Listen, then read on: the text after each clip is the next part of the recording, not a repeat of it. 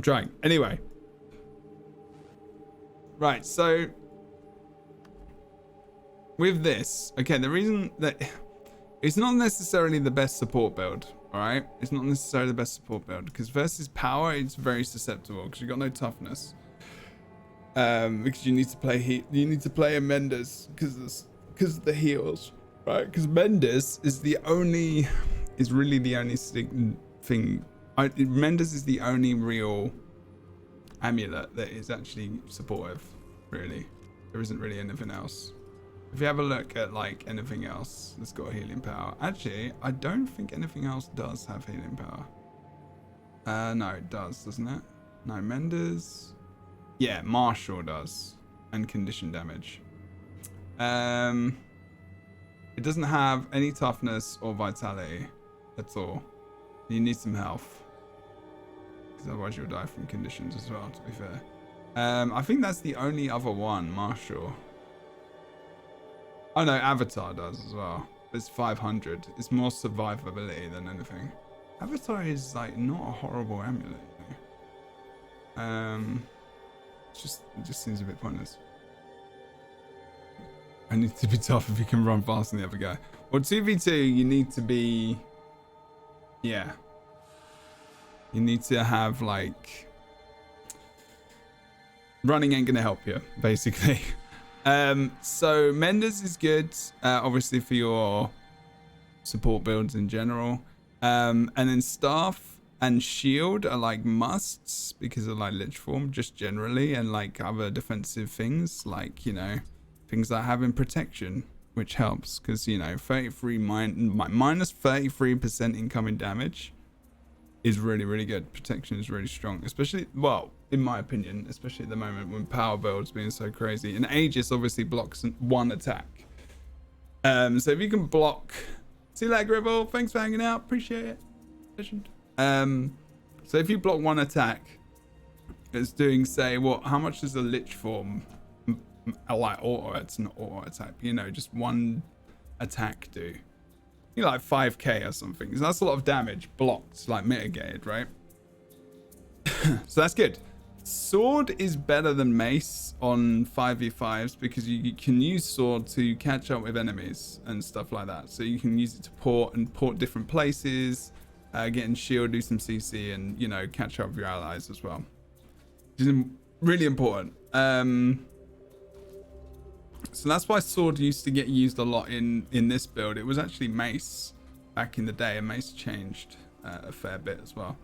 In 2v2s I use mace because I'm not porting around as much. I could be if there's different levels. It just depends what I'm playing with.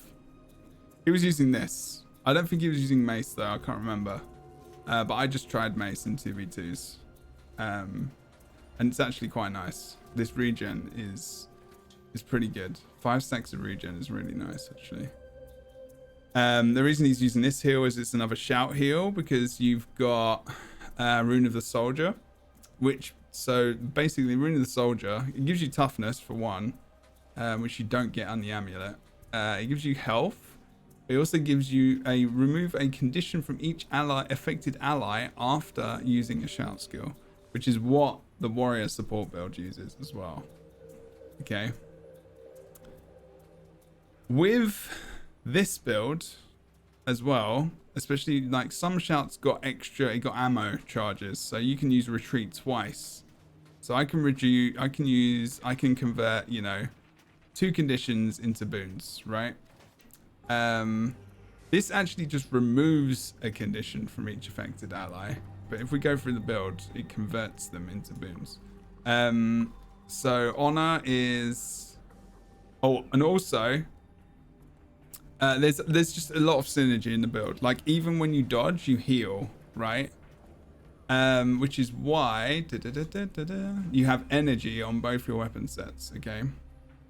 Because dodging heals. And the reason why I've got intelligence on here as well, you can do a little bit of damage, obviously. You saw 2k I got off my second ability on staff, right? Obviously the ball damage. But like, you get that crit, it activates this. So gain vigor when you critically strike, and that's every 10 seconds. So if you're switching consistently to staff, you get like this crit, You can get the extra vigor and you can get a lot of dodge. You can survive more and you can heal more because where is it? Where is the heal?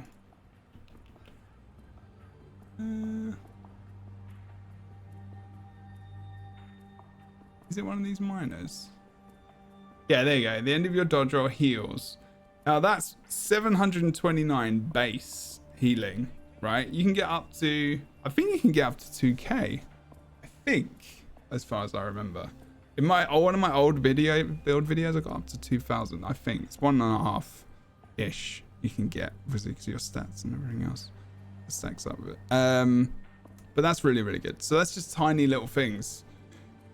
You can use some different traits and stuff as well, but gain concentration, gain additional concentration while wielding a staff. Staff skills recharge time is reduced. So staff is obviously going to give you swiftness. It gives you might stacking. It gives you line of warding is actually really useful, and people still walk into it if you haven't got stability, which is not as easy to get anymore. And you have to make them pop a cooldown to run through it. That is always good to just force cooldowns out of people. Pure of Heart, I use this, but Pure of Heart is very good. I probably would pick this over it because Aegis heals when it blocks on attack, especially because you get Protective Strike, you've got Aegis from Shield Judgment, you've got Aegis from your Virtue of Courage, you've got Aegis from your Guardian, you know, loads of stuff. So really this is up to you. I've been going staff because I stick in staff a lot, but it's up to you. See how well you're doing with your support, but this is, yeah, this is pretty strong as well. This is probably the one most people use. This regenerates endurance as well. So your Virtue 2 skill passive also regenerates endurance. There you go. Shout skills gain reduced recharge and convert conditions to boons on allies. Okay. Getting healthy. So you remove 2 conditions per shout, sorry. Because you're doing one for your traits, and when something changes on your traits, it's in blue on your skills. So remember that. So that's one condition there, and then you've got another one, obviously, because of your amulet. Rune, sorry. Then Valor. Gain ages when you're struck, see then, and then that can synergize quite well with that. Lose conditions every interval. Health degenerates more slowly while downed. So you lose a condition every 10 seconds. Gain protection, reblock an incoming attack with Aegis. Ta-da. Protection is good.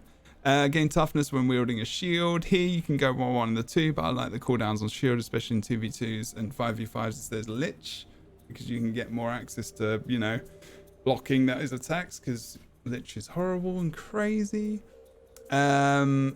When you grant boons to allies, so when you remove conditions and turn them into boons, you get healed for 79. So there's a lot of passive healing to yourself.